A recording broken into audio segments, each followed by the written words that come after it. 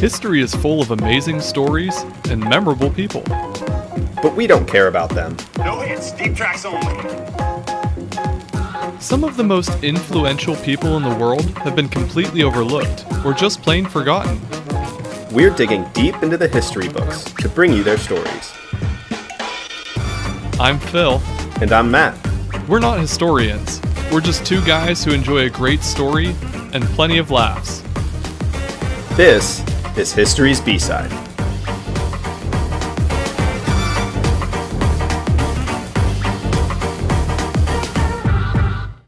Today's B-Sider is The Man Who Created the Calendar. Well, Matt, we finally made it.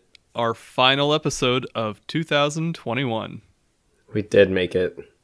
First year of podcasting in the books, even though we didn't quite get to 52 episodes yet, but we are close. We're close. So, do you want to talk about it a little bit, our first year of podcasting? Yeah. I think that sounds good. A nice way to look back. Yeah. This will publish closest to the new year, correct? Yep, last Monday. Well, I guess you just said last podcast of the year, yeah. Yeah. Durr. So, what do you think? How do you think podcasting has been for this year? I think we did a good job. I'm proud of us. I think it was a couple weeks ago, you were like, I can't believe we've done whatever it was, 39, 40 episodes already. Yeah. And you just kind of keep plugging away at it. It was a lot more work than I thought it would be, but I learned, I think we achieved our goal, our initial goal, which is just to learn a little bit more about history. I feel like I have a better command of not just what we talked about on here, but general history as well, because we had to, kind of lay the foundation on every episode. It's been surprising to me too how often the concepts especially, but the people that we talked about, I've come across things about them now that I know a little bit about them. Even I don't know, I guess ancient Egypt as an example, talking about some of the different pharaohs and some of the different customs and things like that. And I was like, I read all this stuff. I actually know this now. Or even Rita just bought this game for, I think, her nephews for Christmas that was I can't remember what it's called, but you are given a topic that you have to name 3 things that fit it within 5 seconds. And she was testing it on me. She was like, name 3 famous Michaels. And I was like, Michael Jackson, Michael Jordan, Michael Collins. Who is Michael Collins? Oh yeah, that guy that I did all that research on. the one that I should know because he was a feature on our podcast. Yeah. Well, and I think that goes to show, I don't know, not to get preachy or soapboxy, but that goes to show how important storytelling is in education. When you're trying to learn something, I think a lot of times our, at least Western education system, focuses a lot on rote memorization and just getting the facts in your brain long enough to pass the test. But if you're able to connect all of these facts to a story and then even further have to tell that story, I think it's a good way to learn things. I feel like I have a better command of the folks we've covered, or at least the episodes I've led, than I do almost any other subject or, person that I've tried to learn about. It helps when you spend hours researching a topic before sitting down and trying to present a mini history lesson. True. Once every other week. Yeah. Or every week in some instances when we got ourselves behind. Right. But I've even listened back to a couple of our older episodes just, I don't know, out of curiosity. And I guess tooting our own horn a little bit here, but I think it's pretty clear how much more comfortable we've gotten in researching and presenting the topics too. I think some of our older episodes are good. I went back and listened to, it was the Titanic episode, which was our 4th episode, I think. And I thought it was our second. Oh, Matt, it was our 4th. Yeah, it was the first, well, your second one, I think. It was my second. But it was one of the ones that we first started to get a little more conversational in it, and I just felt like it was a really cool story and a cool topic, but you can just kind of tell that we are still learning and figuring it out, and clearly we are still doing that, but I think we definitely sound a little bit more knowledgeable on our topics in the more recent episodes that we've done, and I think that's good. That's kind of just growth and development with any kind of project like this. Right. Still, though, one of the biggest questions that I get asked with anyone who talks to me about the podcast, and I should say, we're very appreciative of the people that listen to us. Oh, for sure. We know we're a small podcast, but I'm impressed with how many people actually are listening to History's B-Side every week. Even not even just like the new episode when it comes out. Like we have been increasing in listeners of all of our episodes, and especially over the last 2 or 3 months for sure. Longer than that probably. But still, whenever I talk to people about the podcast, one of the most common questions I get asked is like, where do you guys find your topics? And I mean, I think they come from... It's not easy. Yeah. They come from a variety of sources, though. And honestly, the most common one is I pick out something I want to learn more about and then start to read through it until I find a person who had... A B-sider. Like a big influence on it that kind of shaped how we got there. Yeah. Yeah, I mean, it's true. I think that behind every great event or innovation or invention or whatever you want to call it, there's a lurking B-sider hidden in the shadows. And that presents some problems in itself, too, because when you're looking for these very unknown people, even if they're super influential, they don't always have a lot of research on them. Like, Michael Collins was the example that I gave, but he was probably the most famous person that we've talked about on our show. It was just the nature of his role in what made him famous that kind of made him a B-sider. But some of our topics have almost no records of their existence. This is true. Yeah, sometimes you make it pretty tough to find trivia questions. Today included. Well, today is definitely one of those episodes where, like, I looked at our calendar and I had a couple other episodes on my list that I wanted to get into, but I was like, this is our last episode of the year. We just did our Christmas themed episode last week, so I was hoping to find one that kind of centered around New Year's Eve and like why we celebrate New Year's Eve on December 31st or why January 1st is New Year's Day. Just to kind of do like a themed holiday episode, because we are kind of in that season right now, obviously. But that led me on another, like we said, just this huge deep dive tangent into kind of why the calendar is the way the calendar is. And it led me to this topic that is not at all about New Year's Eve. But I thought it was an interesting topic, and the guy I think is a perfect B-sider. So that's why we're going to talk about today is the history of the calendar. And as I dug into this too, I learned, a lot about how we created the calendar and why things are the way they are in our kind of unique calendar system. But I also learned that everything that I thought I knew about leap year was wrong, and my concept of leap year, which will play a huge, huge part in the story today. So I'm excited to get into it. I hope when you skim the notes, you found it interesting too. And we will for sure talk about the history of time itself. It's a human construct. It doesn't exist. It really is. And it's a huge, huge problem. Are you ready? I think so. Let's dive in. All right. Let's begin our time. Well, Matt, since the dawn of time, man has always been in search of ways to track and predict the passage of time itself. And of course, the easiest way to track is simply by breaking down time into segments, which were centered around really the only two things that prehistoric people had to gauge any sense of time, which was those two big balls that float around the sky pretty often. That would be the sun and the moon. So these segments were naturally broken down into what are called days, which would be simply from one sunrise to the next, months, which followed the 4 phases of the moon, and years, which would follow the sun's position over time through the seasons. Now, this all seems to make a ton of sense when you think about it, and they looked at other celestial bodies as well. Obviously, they could recognize star patterns, so that they kind of were able to determine how these seasons fell throughout what would be the in total year. But these aren't necessarily the easiest things to track. And especially when you consider that the sun and the moon we orbit the sun, the moon orbits us, wasn't always the concept at the time, but these things don't orbit each other at the same rate or pattern, and it makes it really difficult to create a calendar based on both of them, when they're not in sync with each other. So early Mesopotamians were the first to draft what was called a lunar calendar because it was based on the moon, and it relied on 12 lunar months, which averaged to be about 29 and a half days. So this meant that their year, all 12 months together, was only about 354 days. And as such, the months began to shift across the seasons, which affected their harvests and traditions.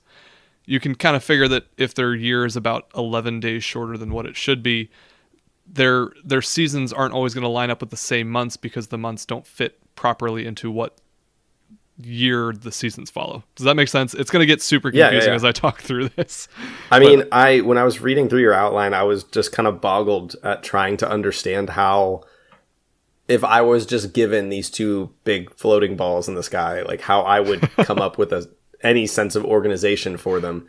And it's astounding that early humans were able to do that as early as Mesopotamians. I like to think that they had a lot more time on their hands and less menial things to worry about. Well, I guess the ones that were worrying about menial things weren't the ones who were educated to think all day about these concepts. Yeah.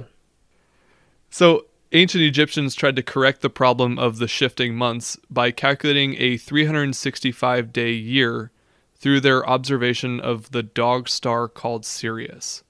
There's a little tidbit in there for Harry Potter fans. Yeah. But so the Egyptian calendar was actually still 12 months long, but they rounded up the lunar months to 30 days and then had just a brief 5 days at the end of the year to make it a 365-day calendar. And this was just by noting at what point Sirius, the star Sirius, would appear in the sky at the same day every year. Still, they noticed that every 4 years, Sirius would appear a day later than they expected it to. So something was off about that. And the reason for this phenomenon is because of what we now today know as the tropical year. And this is the first important term that we're going to need to remember throughout the episode. The tropical year is the time that it takes for the sun to return to the same position as viewed from Earth in the cycle of the seasons. So basically equinox to equinox. We typically refer to equinoxes as kind of like the first day of each new season, at least in our modern calendar. So that would be like March 21st, March 21st, June 20th, 21st, somewhere around there, and then same in September and December. So wherever the sun is positioned on the equinox date, you know that the next annual equinox would be when the sun returns to that same position. And that's what we call the tropical year. Do you know why it's called the tropical year? It stems from this would have been a good trivia question that I read, but I'm going to probably explain it wrong because I only read it briefly. But it's from a Greek word. I think the Greek word is just tropic, but it's probably tropik, which I think translates to turn.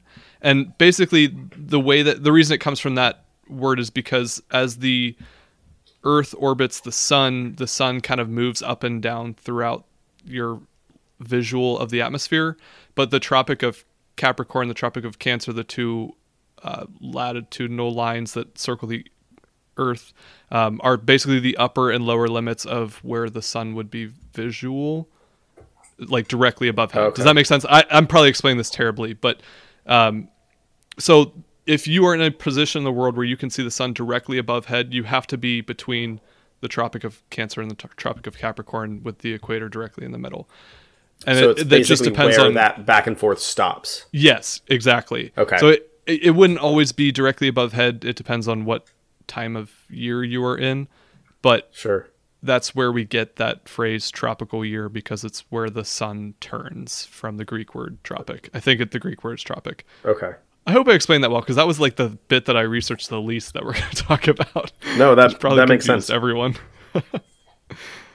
So, as of the year 2000, the mean length of the tropical year is, can you guess? The mean length of the tropical year, does it change over time?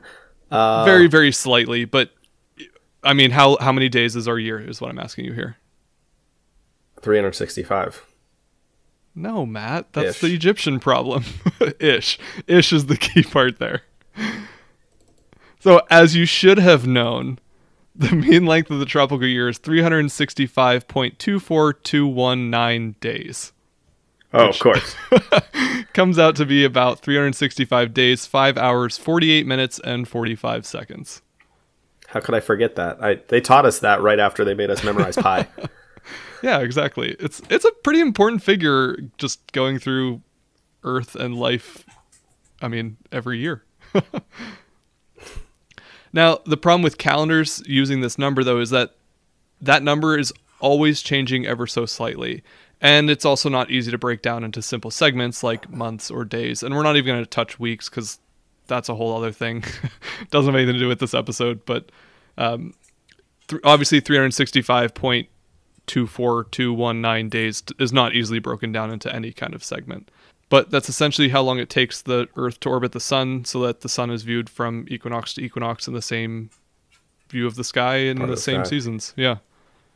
So one person who first attempted to solve this problem was Julius Caesar.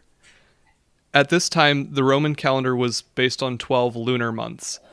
But when the months slid too far away from their proper seasons, an extra month was inserted into the calendar to kind of correct this problem. Yeah. Caesar wanted to change the calendar to keep it at 12 months, but not have them shift throughout the year. I mean, like I said, this is like the first part when I was reading the outline that I was like, how would you even begin to figure this out? Like, if I try to imagine doing this, I feel like I'd give up 10 days into tracking the moon and the sun long enough to figure out how many months we should have and how many days should be in each month.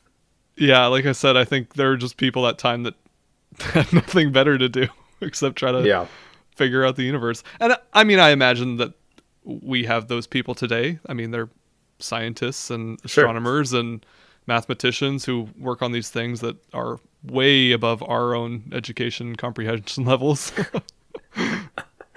I feel like I'm a modern day version of like the person they sent out to find berries. Like, all right, he's never Matt, gonna figure this out. You're not gonna figure it out, and you don't like hunting, so go look for some fruit. So, in the year 46 BC, and on the advice of an astronomer named Sosigenes, Caesar added 90 days to the year so that he could start clean on January 1st of the year 45 BC. And I love that just the Emperor of Rome can add in 90 days to the year just because he wants to. Right. So in reality, we probably have Julius Caesar to thank for January 1st being New Year's Day. So I guess thank Caesar that we're about to celebrate New Year's Eve on December 31st. But of course, he's not a B-sider. He's definitely someone that we know from history. And it probably wasn't his idea anyway. It was really Sosigenes. Yeah. So we probably could have done a whole episode on Sosigenes. Maybe next year for New Year's Eve we'll talk about him. He's also not the B-sider. Yeah. He's not today's B-sider, at least. He did, however, calculate that the solar year was actually closer to 365 days and 6 hours, which is so close for someone doing this math in 45 or 46 BC.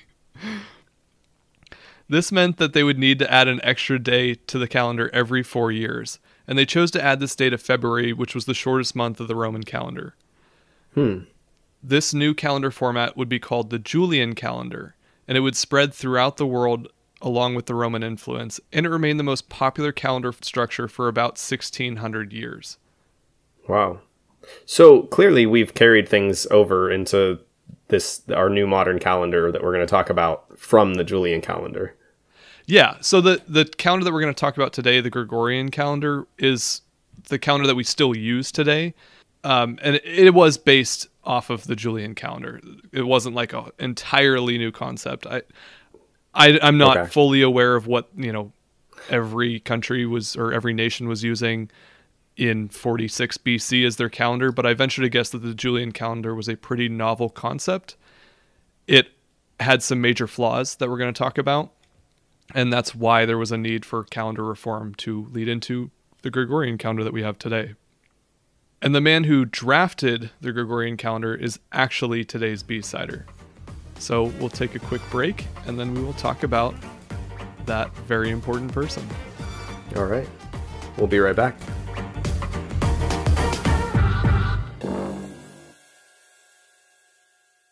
Matt, you like coffee, right? I love coffee. Would you ever want to buy me a coffee? Anytime, Phil. Just say the word. You know, our dedicated listeners could also buy me a coffee. Could they buy me a coffee as well? They could buy you a coffee. This sounds fantastic. We set up this service called Buy Me a Coffee at buymeacoffee.com/historiesbside. And people can buy us a coffee? Yeah, it's really just a way for people to support the show if they enjoy the show. And if they're listening to the show, we sure hope you enjoy it. Yeah, otherwise you're just, wasting your time. At buymeacoffee.com/historiesbside, there's 3 ways that our listeners can interact with the show.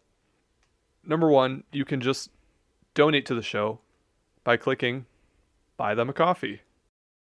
2, you can join as a member for $10 a month or $100 a year. Being a member gains you some pretty cool perks. You get access to our monthly bonus episode, History's B-Side Battles, access to our future episode queue, a name shout out on a future episode. We'll also send you a handwritten thank you postcard and sticker set, and more perks will be announced as we continue on. There's also some different extras that people can get on our Buy Me a Coffee website. Things like choosing the topic for a future episode. If there's a lesser known person in history that you have an interest in, let us know and we'll do an episode all about them. You can also buy sets of custom postcards, sticker sets, and future merchandise that we add on there as well. Or you can draft your own advertisement script and we will promote whatever you want in a segment like this. The website again is buymeacoffee.com/historiesbside. Matt, Yeah. you owe me a coffee. Oh. Do I get a coffee too? You're buying.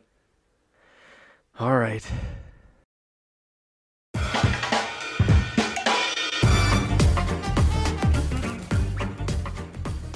All right, welcome back.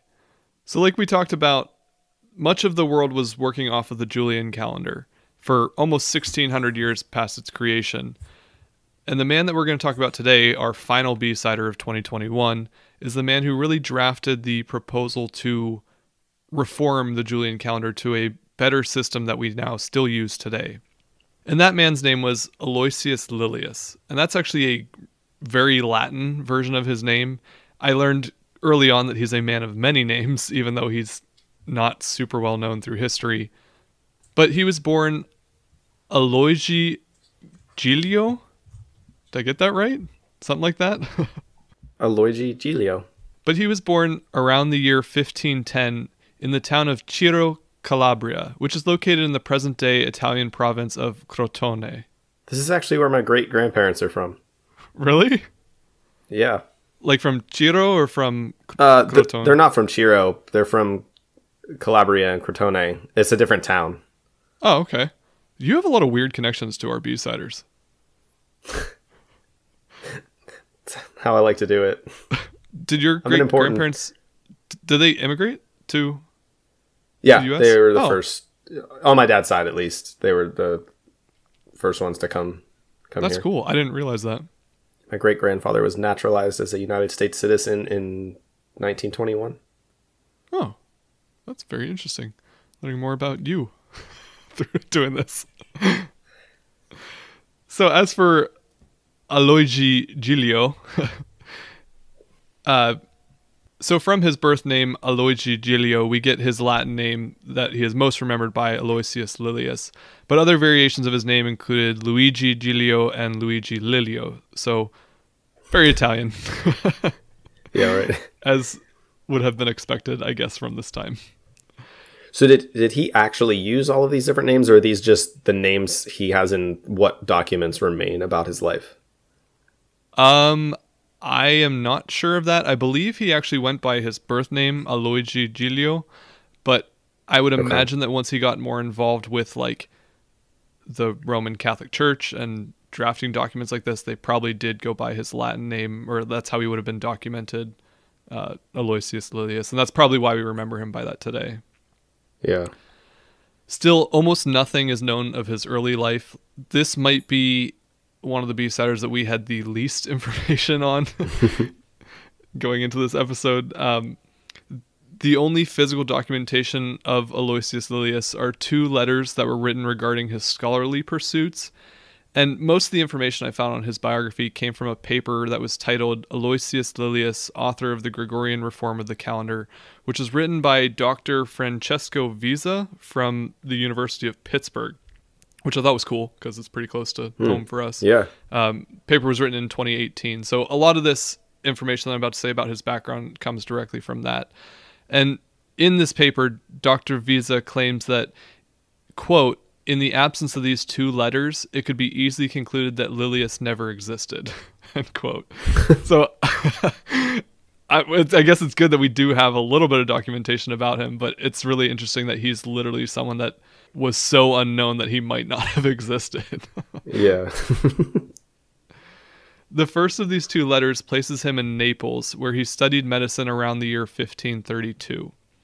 He also worked for the noble Carafa family because he couldn't afford his studies on his own. What kind of work did he do for the family? Was he just like a house servant, or? I'm not sure. I mean, I would venture to guess like a house servant or some kind of maybe assistant advisor position for the family. I mean, the Carafa family is maybe not very well known to us, but it was like a important, wealthy family of that time period. But the reason that we know he was doing this was because the letter that was sent to him was from other elders in the academic community who saw a lot of promise in Lilius and encouraged him to focus on his studies rather than to work. Gotcha. Around the year 1540, he graduated with his medical degree and moved to Rome. And along with much of his life, very little is known of his time in Rome, except that he was encouraged to move there by a colleague by the name of Guglielmo Serletto. And Serletto would later be influential on the Calendar Reform Commission, on which Lilio would also serve. Sometime after this, Lilio moved to Perugia, where he became a professor of medicine at the University of Perugia. So, professor of medicine and calendar inventor. I once again feel inadequate in comparison. Well, important to keep in mind that, number one, he wasn't the calendar inventor yet. And number two, that's fair. It's not like just anyone could become a professor of medicine. And also their version of medicine was probably pretty primitive compared to what we know of medicine today. This is true. Just because he was a professor of medicine and calendar inventor doesn't mean that you couldn't have been, Matt. Yeah, just put some leeches on people. Yeah, cut them open to let their blood out. You just wouldn't have been expert in 21st century medicine. You could have been in 16th century medicine. And the only reason he didn't invent the calendar is because he already did it. So really, we were just born, several hundred years too late. We could have been really intelligent. Yeah. And then 500 years later, someone would be doing a podcast about us. Goals. Anyway, we know this about Aloysius Lilius' career because the second letter that we have that mentions him, which was dated September 25th, 1552, was written encouraging Serletto to refer Lilius for a salary increase, which would have only been awarded to the top academics of the time. So he was obviously pretty well established and thought very highly of for his intelligence. Late in his life, Lilius returned to Rome, where it's believed that he died in 1576. And that's it. That's the entire biography of Aloysius Lilius. That's all we know about him. Start to finish, it was less than 10 minutes. Yeah. I mean, we're about done. We can wrap the podcast up here. Nothing else interesting happens. However, except for the whole calendar reform deal, which oddly mostly takes place after his passing. But by the mid-16th century, much of the established world was following the Julian calendar, as we talked about. The Roman Catholic Church, however, recognized a problem with following the Julian calendar, which mainly was that their most sacred religious tradition, Easter, was not being celebrated on the same day throughout the world. So is this to say it wasn't being celebrated by everybody at the same time, or was it just being celebrated on different days of the week or month every year? So I think it was almost entirely celebrated on Sunday, as far as days of the week goes. But which Sunday Easter was to take place on was a whole debate. It was very difficult to calculate and figure out the right way because of issues that we're going to talk about within the Julian calendar, as well as some early traditions that were established by the Catholic Church way, way, way before this. Yeah.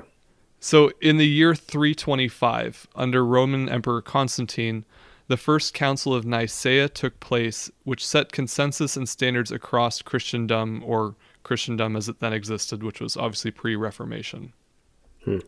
Part of this council determined the way the date for Easter was to be determined. And historically, Easter is always associated with the Jewish tradition of Passover. It's believed that Jesus would have been celebrating Passover at the time that he was arrested, crucified, and then obviously resurrected, which is the celebration of Easter. So Easter was always determined by following the Jewish calendar whenever they celebrated their tradition of Passover. However, the Jewish calendar was a lunar calendar, which means that the months shifted throughout the year. So there were some issues leading to, when Passover would actually be celebrated, and it was always different every year.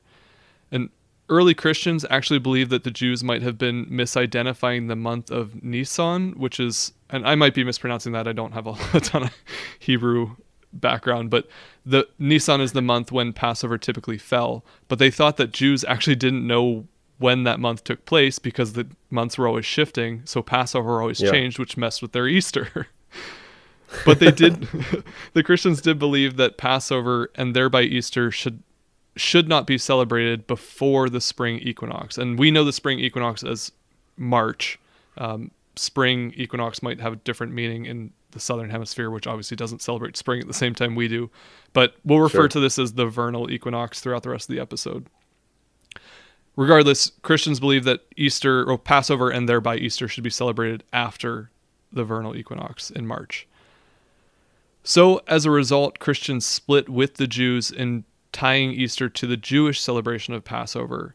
Instead, they kind of decided on their own when the Jewish month of Nisan should fall, and thereby when Easter would take place. However, and this is all taking place at this First Council of Nicaea, which set standards for, Christendom, where we at 1200 years later in the time of Aloysius Lilius. But at this council, they didn't outline a definitive calculation for when Easter should occur. Really just that it was going to be on a Sunday following a paschal moon after the vernal equinox. And we'll talk about more of that later if that just sounded confusing. Yeah. But Easter is a confusing holiday. Most people probably don't know how the date gets picked every year. So, getting back to the mid-16th century, in an effort to unify Christians around the world, Pope Gregory XIII nominated a commission of experts to propose a solution to this problem. That problem being, when should Easter take place? It's believed that this commission began their work sometime between 1572 and 1575 and worked on it for about 10 years. Among its members were Aloysius Lilius, at least until his death, Antonius Lilius, which was Aloysius's much younger brother, Guglielmo Serletto, and at least 6 others. At the time that they submitted their work, there were 8 people on this commission. Obviously, one of them was not Aloysius Lilius because he passed before their work was complete. So it's possible that there would have been other members who also left or joined the commission sometime during the 10 years they were working on it. The Lilius brothers both had backgrounds in medical studies, as well as a great understanding of mathematics and astronomy. And the rest of the commission all had clerical backgrounds, in addition to some scholarly pursuits. While meeting, the commission received numerous proposals and ideas from the leading scholars and academics of the time. Ultimately, all of these were rejected in favor of a proposal that had been researched and constructed by Aloysius Lilius. It's noted that his proposal was presented to the group by his brother Antonius in 1575, which suggests that Aloysius may have actually died in 1574, or that he was in too poor of health to remain active with the commission. The chief component to Aloysius's proposal was that it was based around a fixed date for the vernal equinox, which generally is March 21st, although it could range from March 19th through the 21st. This, however, allowed the proper date for Easter holiday to be determined. It would be the first Sunday after the Paschal full moon, which is the first full moon on or after the vernal equinox. Still kind of complicated to figure out, but at least it was fairly consistent because the vernal equinox was fairly consistent. Yeah. The major difference between Aloysius's proposal for the calendar and the at the time current Julian calendar was the issue surrounding leap year. And this is where I realized I did not understand leap year properly until I started reading about Aloysius Lilius. So we'll get back into some of the terms that we talked about from the first half of this episode, that being the tropical year. So, as we said, the mean length of the tropical year, which in very lay terms is the time it takes for the sun to return to the same position throughout the seasons, is 365.24219 days. Like we said, the Julian calendar inserted an extra day into February on years which are divisible by 4. So that would be, going by our recent years that we've had, 2020, 2016, 2012, things like that. And that calculation results in an average length of 365.25 days, which is very, very close to that number, 365.24219. This does make the calendar year about 11 minutes longer than the tropical year, which doesn't seem like a big deal, but it did account to an extra 3 days every 400 years. And in the over 1600 years since the Julian calendar's adoption, it caused the calendar to shift about 10 days past the tropical year. So the vernal equinox now took place around March 10th. So I do this, maybe I'm just misunderstanding the math, but if this extra amount only sets us off by 3 days every 400 years, why is it that we add in a day every 4 years? Wouldn't it make more sense? Wouldn't it add up that you would just add 3 days every 400 years? Because now it feels like we should be ahead of it. You know what I mean? You're having the same thought that I had when I didn't understand how leap year works. Because you would think that you would add in 3 days every 400 years instead of, 1 day every 4 years, basically. The issue that resulted from this was that they were adding in too many days, and that's how it got ahead. So, it's not, that math isn't right, what we just said necessarily, but they were adding in too many days, which is how they got the calendar ahead. And over the course of 1600 years, the fact that they only got 10 days ahead really isn't that big of a deal, but it was when you're trying to determine when these equinoxes are, and suddenly you're now 10 days off of when it should be taking place. Right. So Aloysius' proposal to correct this problem still inserted an extra day into February on years which were divisible by 4. However, there was a caveat surrounding century years, which are years that end, every 100 years. Century years that are not also divisible by 400. So that's a complicated way to explain it. But basically what it means is that years like 2000, our most recent one of these years, was a leap year. We still had a February 29th in the year 2000. So 2000 is divisible by 400, it's a leap year. 1600 was a leap year, it was divisible by 400. The year 2400 will be a leap year, it was divisible by 400. However, century years which are not divisible by 400, so 1700, 1800, 1900, and eventually 2100, are not leap years. They do not have a February 29th. And that's where I had my brain realization that I was thinking about leap year wrong, because I didn't know that even though those are every 4th year, they're years divisible by the number 4, they were not considered leap years according to Aloysius' proposal. Right. So what that actually did was change the average year length to 365.2425 days, which is just much closer to the 365.24219 days. It still wasn't exactly the tropical year, but it would take a few thousand years to accumulate an extra day, which means as long as we keep using the Gregorian calendar, we're going to be on it for a long time. But Phil, what will we do with that extra day when the time comes? Well, thousands of years from now, when this becomes a problem, I'm sure we will have another bright mathematician who can work out a way to get us much closer to the tropical year. But I imagine, by the time that we get to that point, the Earth will probably have swallowed itself and will just become a part of the sun. Oh my goodness. I thought that wasn't supposed to happen for millions of years. Now Climate I'm terrified. change is real, people. Buckle up. At the very least, I feel like when that time comes, we'll have like some AI technology that can just fix it for us. AI will rule all.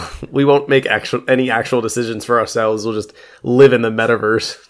Well, I was trying to think about this too, because when you talk about how did people come up with these math equations then to figure this stuff out, and this is, coming up on 500 years ago that Aloysius Lilius would have calculated all of this. They didn't have computers then. We could probably run a computer equation now that would figure out the proper way to do leap year to get us to 365.242519 or whatever the number was. Yeah. Someone probably could run that equation and figure out the proper way to do it. It's just, not really worth it because it will take thousands of years for us to have to shift the calendar to something else. Right.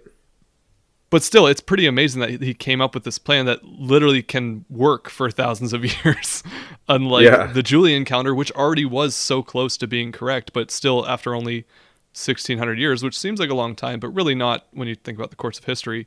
That was already off by 10 days by the time they needed this reform. Right.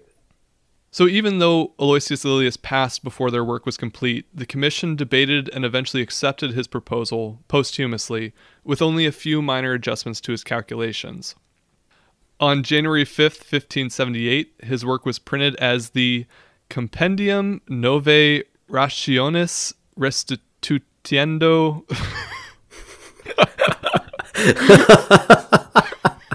Restituendi? Restituendi. Calendarium.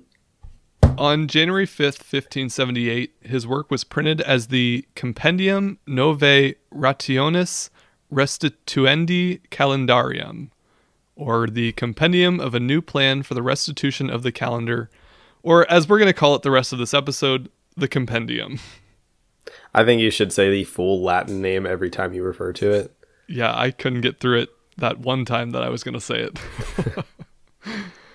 This work is considered to be written by several authors, although one of the first lines of text within it calls itself, quote, a book written by Aloysius Lilius. It's interesting to me that, since this was done posthumously, that the other members didn't remove this line. Maybe an attempt to give him his due credit, or... Yeah, I don't think think it's just an oversight. I don't think that Aloysius Lilius is an example of someone who is written out of the history books. I think the people working on this commission, for the most part, had mutual respect for each other's intelligence and importance within the scholarly community. So I think none of them ever tried to say that this wasn't his proposal or his idea. It was presented by his brother because either Aloysius was dead or no longer serving on the commission, but they all recognized that it was his idea. They obviously maybe adjusted some calculations or whatnot, but it's not really clear or documented how much was actually changed from what he originally submitted. And the fact that they gave him this credit as it being his proposal, at least, even though it wasn't technically written as his book, this compendium, I think the fact that they even acknowledged that it was his proposal goes to show how much of the work he actually did and should be attributed to, his own calculations of this. The whole reason that they would have called it a work written by several authors is because it was submitted by the commission as a whole. So the fact that they submitted it and they did make very minor tweaks to his math, they all worked together on it. So it's written by several authors. As for Lilius's original manuscript, what he actually did write, that was likely passed between members of the commission as they drafted the compendium, but that paper itself was never actually published or discovered. So we don't really have Lilius's original work on this. Yeah. The compendium was sent by Pope Gregory XIII to members of the scientific community to examine and critique. Members of the commission defended Lilius's ideas, and this new calendar was approved for implementation. However, implementation of the new Gregorian calendar, named after the Pope who organized the commission, presented two big problems. The most glaring was the fact that they were about 10 days behind due to the issues with the Julian calendar. So, when the calendar finally went into effect within Catholic states, people went to bed on Thursday, October 4th, 1582, and woke up on Friday, October 15th, 1582. They simply skipped 10 days in October. No birthdays for some of you Libras. I imagine they didn't celebrate birthdays too much then, but how mad would people be today? Can you imagine what would happen though? Oh my God. I mean, we can't get Americans on the metric system. Imagine trying to shift the calendar today. Well, I feel like the whole economy would crash I guess you could just schedule ahead of time. So like business calendars just went from the 4th to the 15th and everybody was ready for it. But it's not like the Pope approved this on October 3rd and was like, listen, guys. There were just people with plans on October 7th and they were like, dang it. Yeah. We were going to do that. I think there was at least a couple months of lead time. The other issue was that the Pope only had authority to implement the new calendar within the Catholic Church and Papal States. So this meant that they would be operating on a different date than the civil calendar of various governments and other religions, which were mostly following the Julian calendar. Philip II of Spain, who was also the king of Portugal and much of Italy, which collectively impacted the majority of the Catholic Europe, also adopted the Gregorian calendar as their civil calendar at the same time of the Pope's decree. So that meant that pretty much all of Catholic Europe was in lockstep adopting this calendar at the same time. And most of the other heavily Catholic states within Europe, at least, quickly followed suit and adopted the Gregorian calendar within the next few years. So people were losing birthdays all over the place. It's going to get a whole lot worse. Protestants were slower to adopt this calendar. They were opposed to any kind of Catholic innovation. But by the 18th century, most of Europe and the Americas had switched over to the Gregorian calendar. Russia and East Asian countries didn't begin to fully adopt the Gregorian calendar until the early to mid 20th century. Oh, wow. And countries that adopted this calendar at a later date actually had to skip more than just 10 days. It really depended on when they did it, because some of them had extra leap years if they were counting the years 1700, 1800, and 1900 before they actually switched over. Yeah. So some of them actually had to skip like 11, 12, or even 13 days, just depending on when they fully adopted the calendar. There are still some countries and religions that don't recognize the Gregorian calendar. Orthodox religions traditionally follow the Julian calendar still, at least for their holiday schedule. So that's why, one of the more popular Eastern Orthodox religions, their Christmas will take place on January 7th until the year 2100, which is when it'll again shift a day because of the Julian calendar. Interesting. Judaism and Islam both have their own lunar calendars that they follow.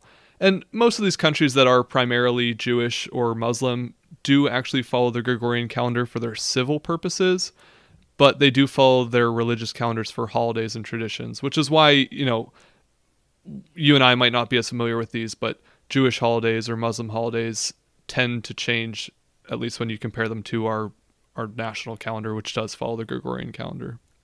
Yeah. Some countries have not accepted the Gregorian calendar at all, and those include places like Ethiopia, Nepal, Iran, and Afghanistan. And other countries like India, Bangladesh, and Pakistan have their own calendars that they use alongside the Gregorian calendar. So they actually follow two calendars in some of these countries. And a lot of times they'll write the date as this episode is coming out on December 27th, I think. So they would write the date as like December 27th, and then in parentheses, whatever the date is according to their other calendar. So they have to stylize it in that way so that, they don't have issues when you talk about economics or traditions, religious holidays, things like that, so people kind of know what's happening when. So if I'm booking a coffee farm tour in Ethiopia or a guided ascent of Mount Everest, which are both on my plan for the next year, will I have to account for the difference in calendars, or is it likely that they've adapted to Western culture and would accommodate that for me? Well, if you are planning on traveling to Ethiopia or was Mount Everest Nepal, I hope it's in Nepal, because that's what I was referencing. I'm pretty sure.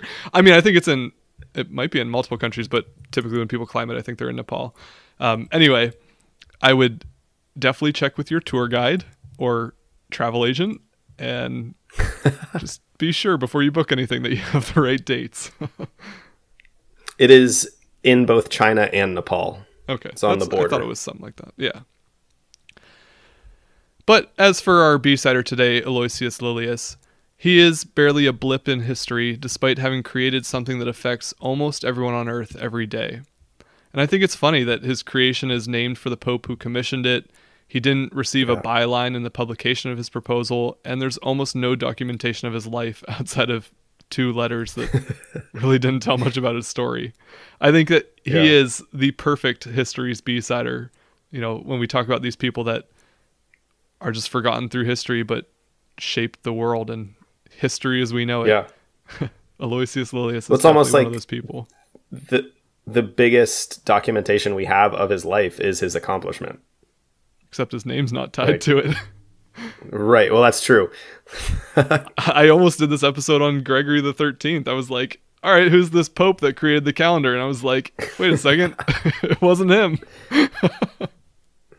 The best way to sum up his story, I think, comes from a German Jesuit priest named Christopher Clavius, who is a mathematician and actually one of the members on the Calendar Reform Commission, who wrote in the year 1603, quote, "If only he was still alive, Aloysius Lilius of Ciro, a man more than worthy of immortality, who was the principal author of a correction so true that it splendors amongst the many other of his great discoveries." End quote. Certainly a guy who, was very smart and impacted history in a pretty substantial way. Well, Mr. Lilius, we've done it. You're immortalized. As long as people listen to History's B-side. History's B-side will make it onto the metaverse, and in 3, 6, however many thousands of years need to go by before we have to redo this, people will be curious, and they'll come back to History's B-side and listen to why the AI computer program is changing the calendar once again. I mean, it quite literally will appear on the metaverse because our episodes post to Facebook. And if you're listening, follow us on Facebook, and you can hear our episodes every week when they publish there. Oh, man. Well, do you feel well prepared for some quiz questions? Not really. I mean, I assume they have to do with the calendar. None of them are about Aloysius. They're all about the calendar, and I have a bonus one that doesn't really have anything to do with the calendar, but I kind of want to know if you know. So, all right. Let's give it a shot. We'll be right back.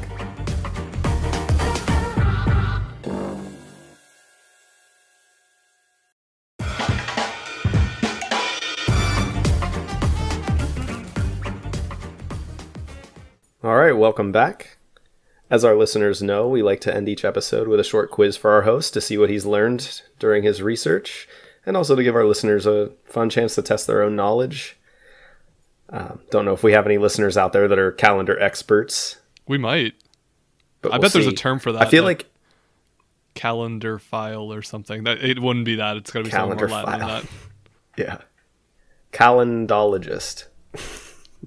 Anywho, if we have any listeners that were born on a leap year on, was it February 29th? Yes.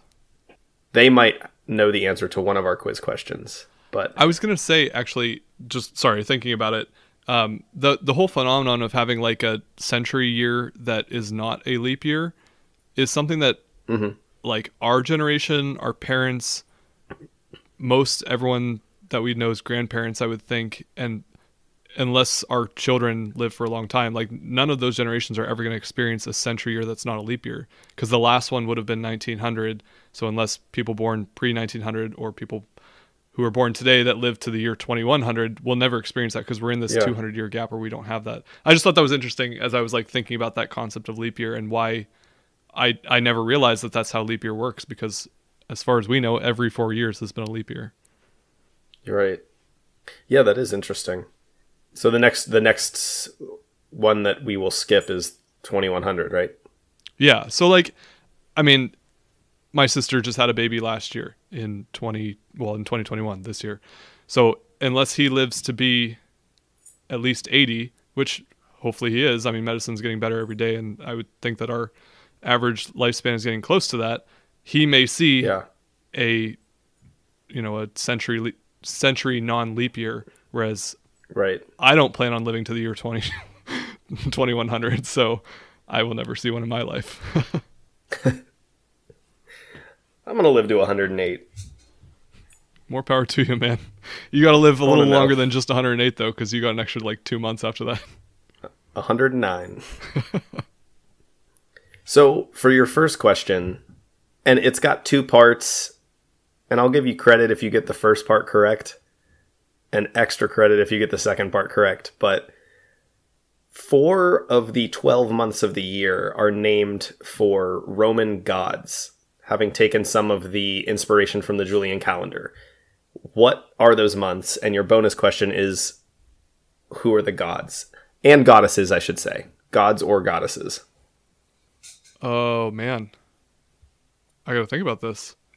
4 of the 12. I also got to think of Roman gods that have similar names. I'm going to guess November is one, because is that like Neptune?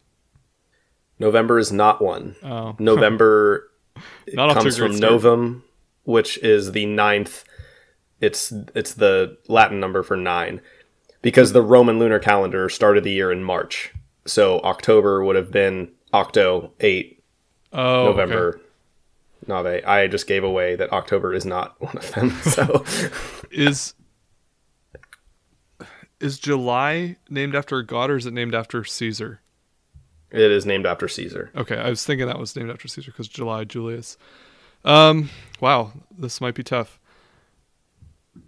Let's say February, since that's the month we've been talking about.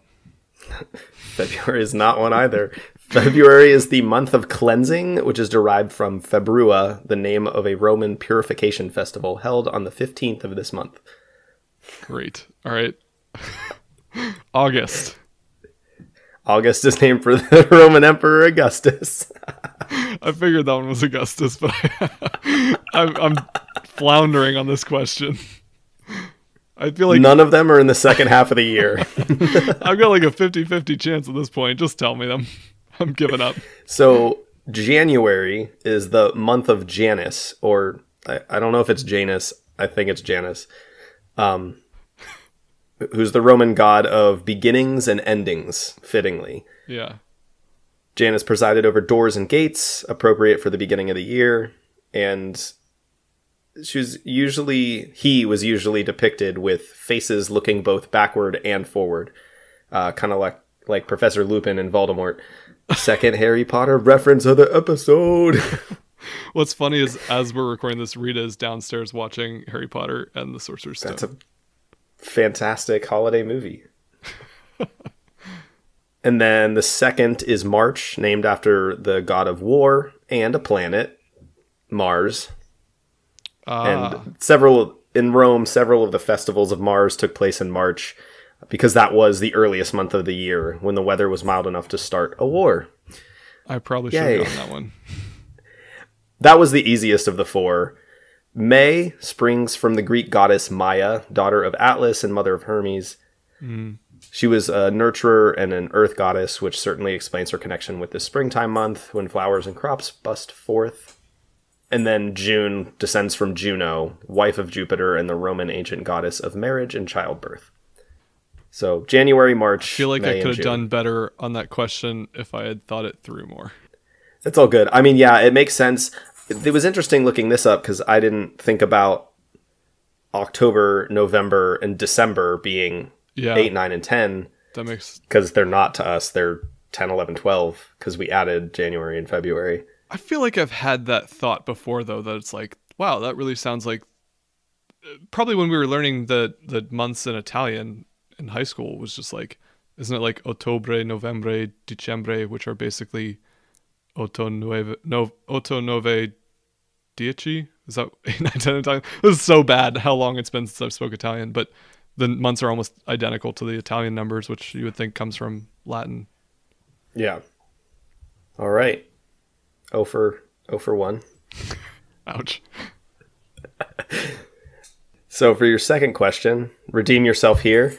This is an easier one, I think. So we talked briefly just now about babies born on February 29th on leap years. What are babies born on leap day called? And I'll accept 2 answers for these. Leap babies. No. So they are sometimes called leapers, or the much more adorable leaplings. Oh my gosh. Which I love. I wish I was a leapling. I want to be a leapling so bad, except that I don't want to not have a birthday every... Yeah, you would be what? 4? No. Maybe 5? 7? You're How? 29. That was every 4 years. Yes. Oh, because You're 29, so... I'm dumb. I was literally like 21. It's 2021. I wasn't born in 2000. Yeah. This is more evidence of why I couldn't have come up with a calendar. But only because Aloysius Lilius did it first. You would have thought it through. Oh, man. All right, for your third question. And remember, I have another bonus question after this, which I think is much easier because I would have known the answer to it. But I just think these are interesting, especially like the God one and then this one. I thought the whole topic was interesting. I wanted to do a New Year's Eve, New Year's Day topic, and I found calendar history, and I was like, this is cool. I mean, it does. It rules our daily life. We don't know why it happens. Well, now we do. I didn't know why it happened. And it's a huge problem, too. 29 it's years. Still not right. Right. We're still not keeping up with the sun. It's just close enough.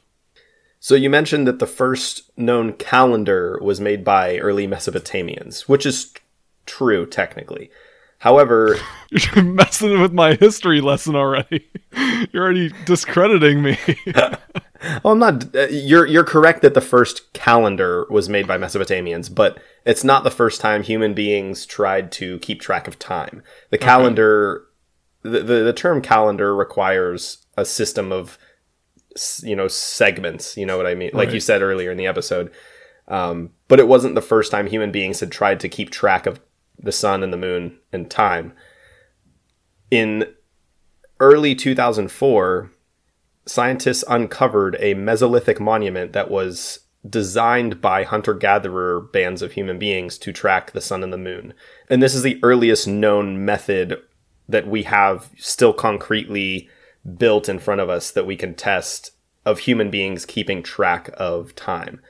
What present-day country is this in? And if you can answer it, around what time was it built? My guess is that it was built in at least 3,000 or 4,000 BC. As far as country, did you have a description of what this object looked like? So it is a series of crop circles in more or less a straight line. It's more like a wavy line, but they align with the sun and the moon. In fact, they kind of solve the tropical sun problem because one alignment of it directly aligns with the midwinter sunrise, which provides a way for you to correct every year back onto the proper astronomical timeline. So is it a country that lies on one of the tropics then? Because my thought was going to be something in Central America, like maybe Mexico, but it is not. It is not in the tropics. I don't know. I'm still leaning towards somewhere in Central America. So it is actually in Scotland. It's in Aberdeenshire, Scotland. They discovered it in 2004. It's a series of 21 different crop circles in the ground. And it's kind of surprising. I mean, they must be made out of stone. It doesn't indicate exactly what they're made out of, but they're still there. You can see them from the air. In fact, that's how they originally discovered them, that pilots were seeing these things from the air and reported them, and then they went and found them. Did you say what year? They were discovered in 2004. They were built sometime around the year 10,000 BC. Oh, wow. Which predates the Mesopotamian calendar by almost 10,000 years. Well, I did horrible on this quiz. It's okay. Your easy bonus question, which I don't know if you're going to get, and I'm going to feel bad for calling it easy if you don't get it. So, like I said, it doesn't really have anything to do with the calendar. I just learned this this year, and it blew my mind. and I kind of want to get your take on it, but another kind of confusing timekeeping device that we have, at least in the United States, is daylight savings time. Mm-hmm. But 2 of the 50 states do not do daylight savings time. Can you name those states? One is Arizona. I know that for sure. That was, I think, the harder one to guess. So really? Good job. The other one, I'm between like Utah, because Utah is kind of odd and also adjacent to Arizona, or like Hawaii, because they're so far separate from the U.S. One of those is right. Oh, no. I'm going to guess Utah. It is Hawaii. Oh, darn it. But I'll give you Come credit. on. You named it. You named it. I'll give it to you. So Hawaii and Arizona. And when I literally did learn this earlier this year for some reason. And I guess it wouldn't be as big of a problem maybe than I'm making it out to be, but I feel like if you lived on the border of Arizona in any of those states, it would get kind of confusing. Like you have to remember which hour they're on. Yeah. I mean, like, it's a little easier now. How many times do people leave to go to the grocery store on the other side of the border? I mean, that's true. Now we have technology to do it, but it just surprised me that like I would have expected Hawaii and Alaska to be the 2 that didn't participate. Because like, this basically means that Arizona switches time zones every 6 months back and forth. The reason, I've heard the Arizona thing before. The reason it's like, I know for sure, is because when we went to Arizona together, I'm pretty sure that they were only 2 hours difference from the East Coast, like Eastern time that we're used to. But I think they're normally 3. Am I saying that right? That they're normally 3, or are they normally 2? And sometimes shift to one way or the other. I want to say that I don't know if they're in Pacific or not. I guess it just depends on what time of the year it is that they're either 3 or 2 hours difference in where we are with daylight savings time. But anyway, right. Arizona was the one that I actually knew because it seems that they would have more issues just being in continental than I guess Hawaii would. Right. I thought for sure you were going to ask me like the last European country to adopt the Gregorian calendar, and I made note of that, a mental note of that, even though it's not important in the episode. Because I was like, that would be a good. It's Greece, but because they went through like a fairly recent revolution, it was like 1926 or 23, somewhere in there. But I mean, that's one of the international countries that I've been to, and I'm imagining the nightmare it would have been if they were on a different calendar. I was going to try to ask a question about like bizarre or weird calendar keeping systems, but it turns out if you type in weird calendars into Google, what you actually get is just a bunch of calendars for sale that have weird stuff in them, including one that features birds wearing masks. In case anybody wanted to buy that. That's very Portland. I mean, maybe it picked up that that's where I'm searching from. I don't know. So we should have made like a History's B-side calendar and tried to sell them or give them out or whatever.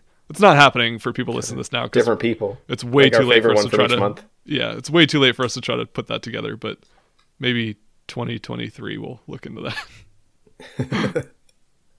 All right. Well, thank you guys for listening to us this year. It's been fun to put all these together. A lot of work, but it's been a good experience and I think pretty rewarding, at least for the two of us and hopefully for the listeners as well, to get something out of listening to our episodes every week. Yeah, I mean, honestly, it really means a lot that people are willing to take an hour out of their weeks on average. I feel like we've averaged about an hour, maybe a little over that for episodes, to listen to us discuss history and make jokes and laugh.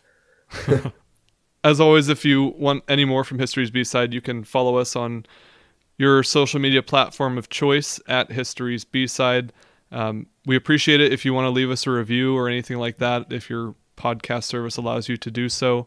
You can also email us if you have questions or suggestions or corrections. The email address is historiesbside@gmail.com. And if you'd like to support the show financially, if your budget allows you to do so and you're feeling generous during the holiday season, you can find us at buymeacoffee.com/historiesbside. I'm sure you've heard us talk about that before, but there are some costs associated with putting the podcast together, so it helps us kind of keep the episode going and keeps us motivated to keep putting the work in too. And we really appreciate that for sure. Thank you so much for listening. We'll see you next week. Next year. Next year. We'll see you guys next year. History's B-Side is an independent, listener-supported podcast. Leave us a review or subscribe to the show on your favorite podcasting service. And follow along on Facebook, Twitter, and Instagram at History's B-Side.